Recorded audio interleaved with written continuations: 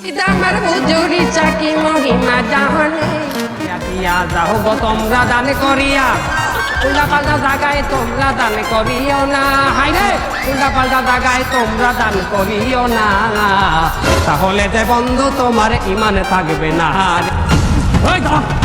দাঁড়া বলছি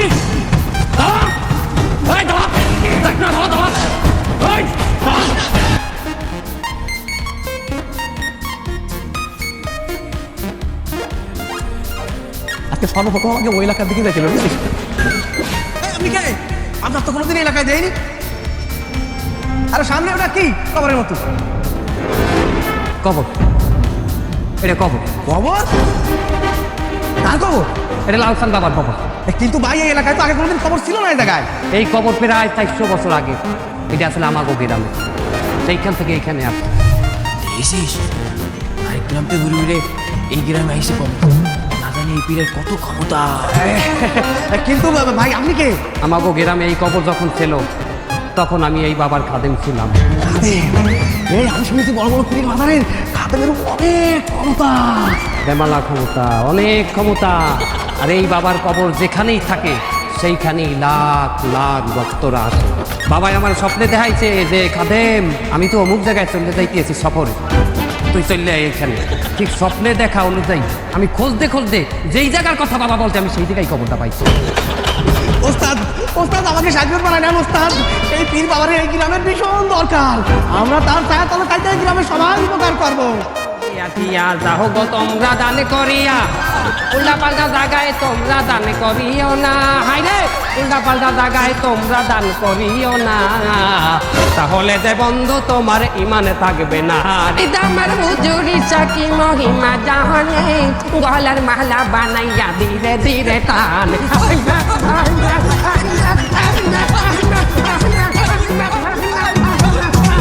আজ কতদিন হয়ে গেলে আমার 40 লক্ষ টাকা চুরি হয়েছে, এখন পর্যন্ত আপনারা কোনো ব্যবস্থা নেন নাই কেন? আমি আমার গোপন সংবাদের মাধ্যমে খবর পাইছি ওই 40 লক্ষ টাকা সহ চোর আপনার উপজেলায় আপনার নাকের ডগা দিয়ে ঘুরতে আছে। আপনারা এখন পর্যন্ত তার কোনো হদিস পান নাই। আপনারা কি করতে আছেন? আমরা যত দ্রুত সম্ভব আপনার এই টাকাটা উদ্ধারের ব্যবস্থা করতে স্যার। আমার আর 1 সপ্তাহ সময় নেই। আরো সময় লাগবে মানে? এতদিন আপনারা কি করছেন? আমার এই থানায় তো আরো কাজ আছে স্যার, আরো অনেকের কাজ করতে হয়। তারপরেও স্যার আমি সর্বোচ্চ গুরুত্ব দিয়ে আপনার এটার ব্যবস্থা করতে দিচ্ছি। মানে আমি আপনি কি আর 10টা সাধারণ মানুষের লাগে আমার তুলনা করতে আছেন? আমি আর সাধারণ মানুষ কি এক? আমি কি একটা ভিআইপি সার্ভিস পাই না? স্যার পুলিশের কাছে সবাই সমান স্যার, তারপরেও আপনি যেহেতু বারবার থানায় আসছেন স্যার, আমি সর্বোচ্চ গুরুত্ব দিয়ে আপনার বিষয়টি দেখতে চাই। ভেবে লাগলে 2-4 লাখ দেন, আপনি তারপরেও আমার কাজটা তাড়াতাড়ি করেন।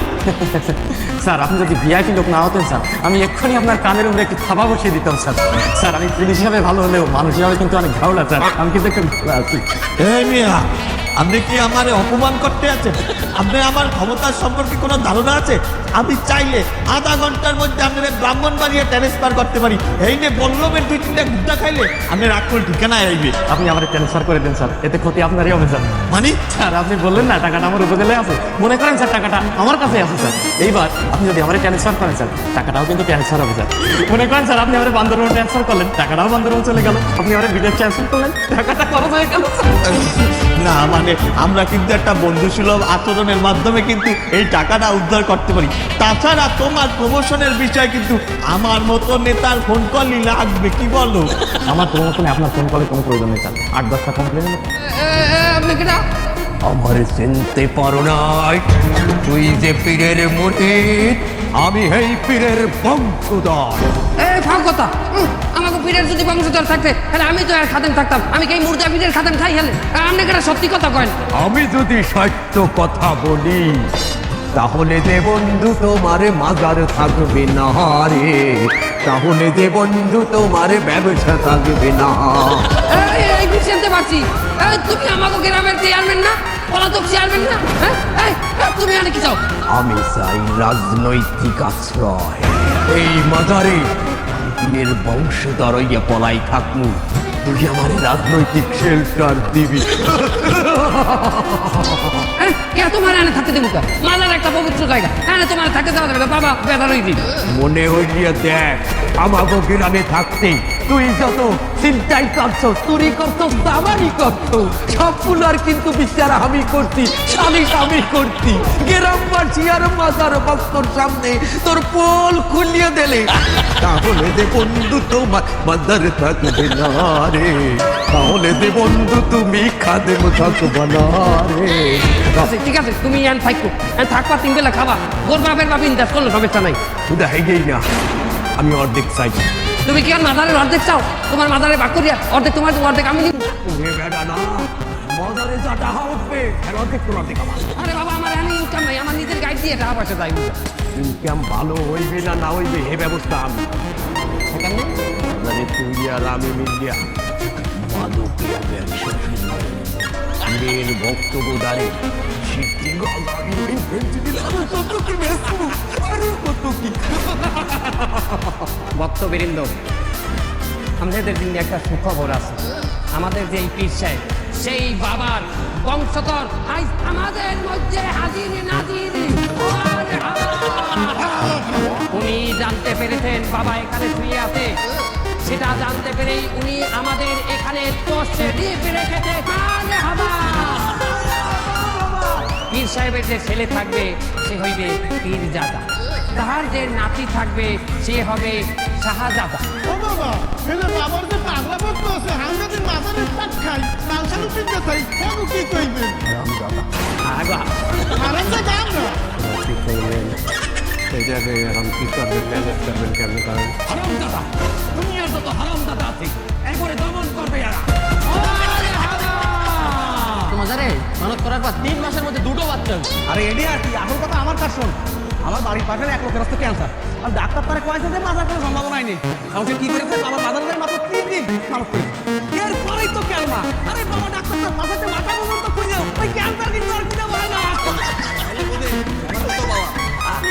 ভাই আপনারা কি এই গ্রামে হ্যাঁ ভাই আচ্ছা এই চৌরাস্তার মোড়ে ডান পাশে কোনায় জমিতে একটা কবর দেখলাম তো কবর দেখা আর খবর বলতেছেন কেন ওটা তো বাবার মাজার বাবা কিছুদিন আগে নিতে নিতে ওই জায়গায় আইছে মাজার কিন্তু ওইটা তো কয়েকদিন আগে ছিল না ছিল না সেটা আমরাও জানি এই মানুষ তো 300-400 বছরের পুরনো বাবা অন্য এলাকায় ছিল সেই জায়গায় একটা ট্রান্সফার হয়ে কিছুদিন আগে এই জায়গায় বাবা নিজে নিজে আইছে আরে বাবা ওই জমিটা তো আমার পৈতৃক সম্পত্তি আমার বাপের ওটা তো আমার আরে ভাই আপনার তো রাস্তা বললাম না 7 পুরুষই লাগবে হ্যাঁ যে বাবা আপনার জমি পছন্দ করে ওই জায়গায় আরে বাবা এত ভাগ্য আমার লাগবে না আপনার যদি লাগে আপনার জমিতে নিয়ে বাবারে রাখেন একটা কথা বললেন ভাই আরে আমার তো দামি জমি ও জায়গায় একটা উঠোন নেই বাড়ি নেই ঘর নেই কল নেই পাইখানা নেই বাবা ও জায়গায় কি করবে আমার তাছাড়া 10 টাকা করে পানিও ওঠে বাবা বুঝে যাবে না আচ্ছা ভাই আপনারা যদি কেউ বাবারে আপনার জায়গায় নিয়ে রাখতে না চান আমাকে পারিবারিক কবরস্থান আছে হ্যাঁ নিয়ে যেতে লাগে বাবা পছন্দ করুন একটা ব্যাপার আছে তো তার তো সব জায়গায় ভালো লাগে না আরে বাবা আপনারা কি বুঝতে পারতেছেন না ওইটা আমার বাবার জমি ছিল কিন্তু ওইটা এখন আমাদের বাবার জন্য আরে ভাই আপনারা তো সব কুসংস্কার নিয়ে পড়ে আছেন এগুলো সব ভণ্ডামি এগুলো যতদিন থাকবে আপনাকে কোনো উন্নতি হবে না ভাই এগুলো সরান কবরটা কিন্তু সরানোর ব্যবস্থা কতদিন টাকাটা ওই গর্তের মধ্যে হান্দাই গেল না না বেশিক্ষণ রাখা যাইবে না ওই যে মালটা আইছে ওই মালে যদি ডাক্তার ওই যে মধ্যে টাকা আছে হলে ওই টাকাও ভাগ্য হইবে এই মাজার না না না না কোনো একটা কিছু করতে হবে আইজ রাইতের মধ্যেই লই দেখি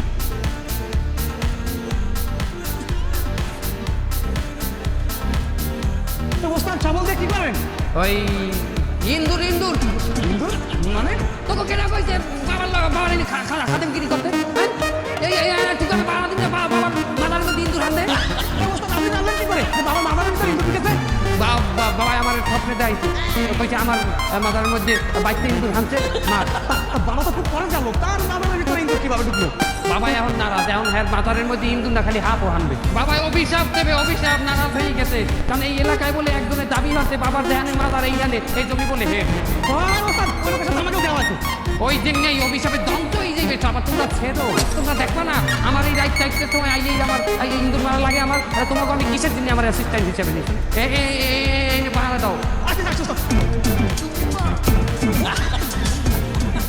রেখে দাও রেখে দাও হাবিব সাহেব আমি অনেক বড় বিপদে পড়ে আইছি আমার 40 লক্ষ টাকা চুরি হয়ে গেছে আমার ঘর দিয়া অনেক থানা পুলিশ কইনি আমি এখন পর্যন্ত টাকার কোনো হদিস পাই নাই বাবা সর্বনাশ যেই মেলের টাহা চুরি হয়ে আমি মাদার বানাইলাম এই মালি আইছি মাদার টাহা বাই ধরতে ভাগ্য ভালো হয় আমার চিনে নাই অবশ্যই সমাধান আছে টাহা ফিরিয়ে পাবা বাবার দরবারে আইতে কেউ খালি হাতে ফিরিয়ে যায় না বাবার সাথে কানেকশন দিয়ে কথা বললে সমাধানটা লইয়া আসে বাবা তুমি আইসা পরনে তো আর কে বিচারে তোমার ভক্তরা সব ওয়েট করে তোমারই দুয়ারে, তোমারই স্মরণে। বাবা বাবা, আমি তো সবই জানি, আমি একটু অন্তর্জামী। আরে খারাপ, আমি তো অন্তর্জামী বাবা, একটা সমাধান দেন এই ভক্ত, কঠিন ভক্ত বাবা, আমি তো জানি।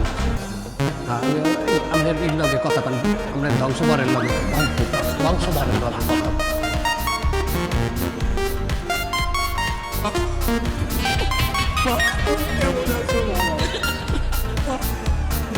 ঘুমাই না, সমাধান দিন আগে ঠান্ডা খেয়ে।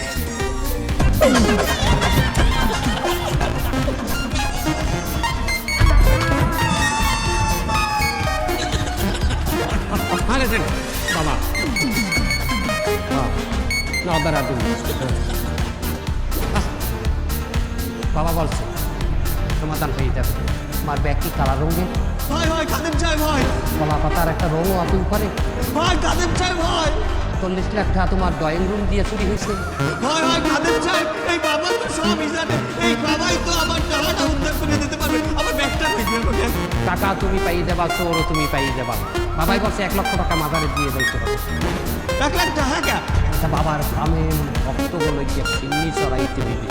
তামিল ভক্তরা সিন্নি খাইয়া হাতু দৌড় একবারে তোমার আচ্ছা কোনো সমস্যা নাই, আমি 1 লাখ টাকা দিতে আছি, আমার ব্যাগটা।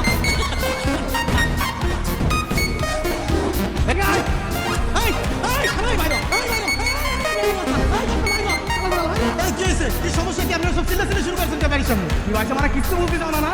হ্যাঁ, তুমি বাবার নামে বিভিন্ন প্রচারণা করতে যাবে এলাকার মধ্যে, বাবার বিরুদ্ধে যাচ্ছ না? হ্যাঁ, তোর কারণে বাবা বেদা পাইছে, এলাকার লোকজনের উপর অভিযোগ করেছে, সবাই খুব কষ্টে আছে। এই ঠিকই চাও তোর কারণে বাবা এলাকা ছেড়ে চলে যায়? আরে ভাই, আপনারা আমার জায়গাটা দখল করেছেন মাথার উঠে, আমার বাড়িতেও খাতাইতেছেন। তোর মতো অভিযোগ মানুষ এই গ্রামে থাকার কারণে বাবা কাজলা মাত্রা ঘুমাচ্ছে না, বাবা কিন্তু শরীর খারাপ হয়ে যাচ্ছে। কি কর বাবা যে খায় না দায় না হুমে যেতে সেটা আপনি জানেন কেন? বাবাই তো কবরের মধ্যে। আরে স্বপ্নে দেখছি না বাবা, স্বপ্নে দেখছি। তুই কি তাও তোর কারণে বাবা মরে যায়? আরে ভাই, আপনি তো বাবা তো মারাই, হে আমার মারবে কেমনে? তুই কারে মারা করছিস? বীর আপনি আই জিন্দা বীর, এরা কোনোদিন মরে না। এরা এক টাকা যায়, আর টাকা আগে ফোর করে চেষ্টা। আপনি আইনসিক কুসংস্কার বিশ্বাস করেন, আর এই গ্রামবাসী যতদিন এই কুসংস্কার নিয়ে পড়ে থাকবেন, গ্রামের কোনোদিনও উন্নতি হবে না। আপনাকে সব আপনি তৈরি থাকবে, তাহলে মুসিবত লাইতে থাকবে। এই তোর কারণে যদি বাবা সুপাই কাটাই মরে নাই, আমি তোর কিন্তু খবর আছে বলে দিলাম। আরে ভাই, আপনি চিন্তাকে কইলেন যে বাবারা মরে না, তাহলে আমরা মারবে কেমনে? ওই তো বাবারা কোনোদিন মরে না, কিন্তু তো কোরআনের কারণে বাবারা মরে নাই। তুমি এক একটা সব খন্ড কবরের মাথার মানে গিয়ে কবর দিয়ে নামে সব পূজা করে কবরে। কবরে তোরা ব্যবসা প্রতিষ্ঠান বানাইছিস, কবরের মধ্যে সাইকেল খাইস, আবার নাচ গান করিস, তোরা এক একটা প্রত্যেকটাই খন্ড। আরে এই সামনে লোক শেষ হয়ে গেছে, এই এলাকা কিন্তু লোক শেষ হয়ে যাবে। যদি এলাকার মানুষের কথা থাকে, তাহলে এরাও তো আপনারা এভাবে দৌড়াদৌড়ি করছেন কেন? আমাদের ব্যক্তিগত বিষয় বাদ দেন। সম্প্রতি এই এলাকায় কি এমন কোনো সন্দেহবাদন কাউকে দেখেছেন যে এই এলাকার বাসিন্দা না কিন্তু এই এলাকায় এসে ঘোরাঘুরি করছে? না, তেমন নতুন কাউকে দেখিনি, কিন্তু আমাদের বাবা ট্রান্সফার হয়ে এলাকায় আসে। তো ওনার আগে কোথায় বসছেন? আরে বাবা তো কি কোথায় থাকবে? বাবা তো সব জায়গায় থাকে। বাবা কার বাবা? আমার বাবা, আপনার বাবা, সবার বাবা, পীর বাবা। ও আচ্ছা আচ্ছা। আপনি এত কিছু জিজ্ঞাসা করতেছেন কেন স্যার? কিছু কি হয়েছে? না, আমরা একজন সন্ত্রাসীকে খুঁজছি, তবে আমরা সন্দেহ করছি উনি এই এলাকাতেই ঘোরাঘুরি করছেন। স্যার, আপনি কি কোনো কায়দায় বাবারে সন্দেহ করতেছেন? খবরদার স্যার, খবরদার। হঠাৎ করে দেখবেন যে আপনার হাত লেগে গেছে, পা লেগে গেছে, যে কোনো সময় প্যারালাইজ হয়ে যেতে পারেন। আবার আমি তো রাত দিন ডিউটি করে বেড়ান স্যার, আগানে বাগানে টয়লেটের পর্যন্ত যদি একটা গুলি এসে টুস করে লাগে, মরে যেতে পারেন। আবার কোনো কারণ ছাড়াই হঠাৎ করে গলাতে রক্ত উঠে বমি করতে করতে মরে যেতে পারেন। আমি আপনার ভালো ভাই, কোনো কায়দায় এসব ব্যাপারের মধ্যে মরে না, ঠিক আছে? ভালো থাকেন, এই আল্লাহ হাফেজ, দেওয়া হবে। এই আজ এরা কি বলে গেল আমি সঠিক বুঝতে পারলাম না। স্যার, ওই জমিটা আমার বাপ দাদার। গ্রামের মানুষ এটা দখল করে রাখছে, আমার ভোগ করতে দেয় না। খুদে হেয়েই না স্যার, ওই জমিটা যে আমার, এই কথাও যদি কইতে চাই, মাথার যারা দখল করে রাখছে সবাই মিলে আমার দৌড়নি যায়। মাজারের ওই জমিটা তোমার? যে স্যার আমার, একটু কইছি যে কবরটা নিয়ে আমার পারিবারিক কবরস্থানে লাগে দিয়ে দেন, তারপরেও আমার কথা হবে না, আমার বাড়িতে আমার দৌড়ে নিতেছে। তোমার পারিবারিক কবরস্থানও আছে? যে স্যার, ওই জমিটা যদি আমি একবার দখলে নিতে পারি, ওই জমিটা আমি ওই মাজারের নামে উন্মুক্ত করে দেব। এই কাজটা করলে বাবাই আমার উপরে খুশি হইয়া আমার ওই 40 লক্ষ টাকা খুঁজে দেওয়ার ব্যবস্থা কর।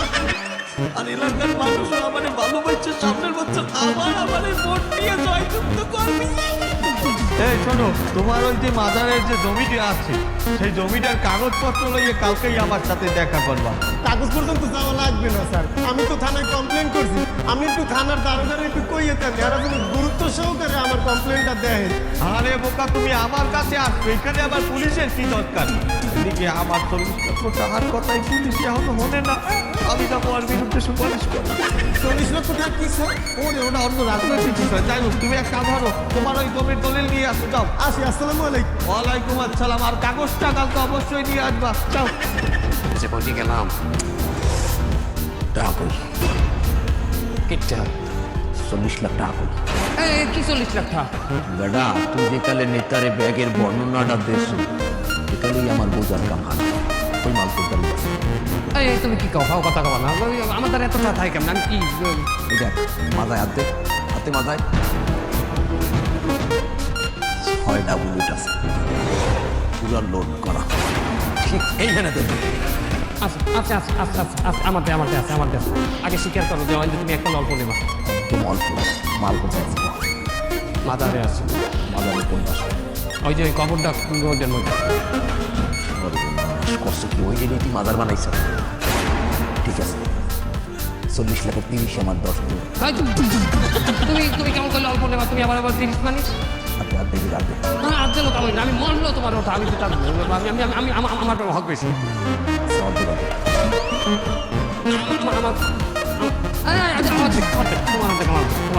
আমি কোনো জিনিস আল্লাহ খাইতে পারি নাই আজ পর্যন্ত দেরি করা যাবে এখন যাবো এইটুকু বিকালে আশেপাশে কেউ নেই ওই খবর পেছনে ডাহাড়াও যাবো একখানে কলেজ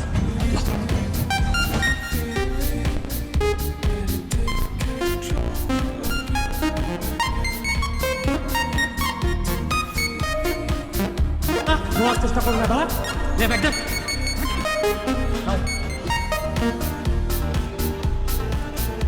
তোরা এই টাকা চুরি করে যতটা অন্যায় করেছিস তার থেকে বড় অন্যায় করেছিস তোরা গ্রামের মানুষের সাথে প্রতারণা করে তোরা যে এই জায়গায় মাদার স্থাপন করেছিস তোরা শুধু এই গ্রামের মানুষের সাথে প্রতারণা করেছিস পুরো আমাদের ধর্ম ইসলামের সাথে প্রতারণা করেছিস তোরা এই মাজারে এসে কোনো কিছু চাওয়া মানত করা এগুলো কি জায়েজ আছে আরে আপনারা যে মাজারে এসে কবরের সামনে সিজদা করেন তার কবরের সামনে সিজদা করা তো হারাম মাজারের কি কোনো ক্ষমতা আছে করে দেওয়ার এই আপনার কি দেওয়ার ক্ষমতা আছে দেওয়ার মালিক একমাত্র আল্লাহ আর সেই জায়গায় তোরা কি করেছিস এই জায়গায় এসে মাজার স্থাপন করেছিস আর গ্রামের মানুষগুলো কি করেছে এই জায়গায় এসে সেজদা করেছে শিরক করেছো তোমরা এই মাজারের কোনো ক্ষমতা আছে কোনো কিছু দেওয়ার এর ভিতরে যে শুয়ে আছে তার ক্ষমতা আছে কোনো কিছু দেওয়ার আপনারা কি মনে করেছেন এই পীর আউলিয়া আপনাদের সুপারিশ করবে তাই তাদের মুরিদ হচ্ছেন আরে আমাদের জন্য যদি কেউ সুপারিশ করে সে হলো আমাদের প্রিয় নবী হযরত মুহাম্মদ সাল্লাল্লাহু আলাইহি ওয়াসাল্লাম তার সুন্নাতের উপরে আপনারা চলেন জি স্যার, আমরা আমাকে ভুল বুঝতে পেরেছি স্যার। বন্ডপির তালে পরে অনেক অন্যায় করেছি, গ্রামের ভিতরে উৎখাত করেছি। আমরা আল্লাহর কাছে মাপ চাই, আমরা ভালো হয়ে যাবো স্যার। আমরা আর এসবের ভিতর নেই। এই চেয়ারম্যান তোমারে কিন্তু আমি ঠিকই চিনতে পারিছি তোমার অনেকদিন ধরে আমি খুঁজতেছিলাম চলো জেলখানায় তোমার জন্য আমি এক্সিকিউটিভ সুইটের ব্যবস্থা করেছি ওইখানে তোমার কন্ট্রোল রেখে এমন বিচারিক দেবো সব বের করে ফেলবো আমি চলো